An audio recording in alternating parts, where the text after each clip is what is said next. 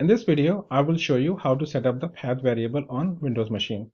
When you install JDK 13 on Windows, somehow it does not configure the path variable on Windows machine, so you have to configure the path variable manually. On Mac and Linux machine, the path variables are set up automatically, so you don't have to do anything specific for Linux and Mac machines.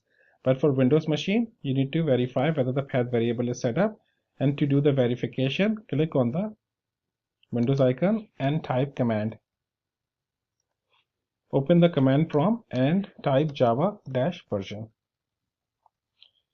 If it show you the Java version, then it means that path variable is set up. But if it's not, then it means that Java path variable is not set up. So you have to configure that manually. So in order to do that, first click on the File Explorer on Windows and go to the program files, Java, JDK 13.0.2 or the version which you have on your machine. Click on that and click on the bin and copy this path. Now click on the Windows icon again and type environment. And when you type environment, it will show you edit the system environment variable. So click on this.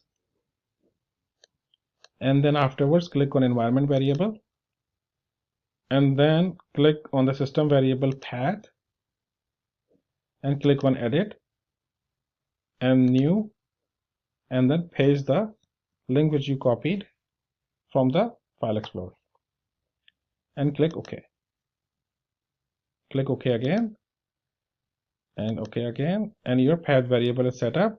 So close this window and go to Windows icon again and type command prompt again to open the command prompt again.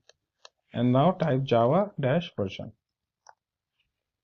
So now you can see that Java version 13.0.2 is now showing. So it means that our environment is set up to run JShell.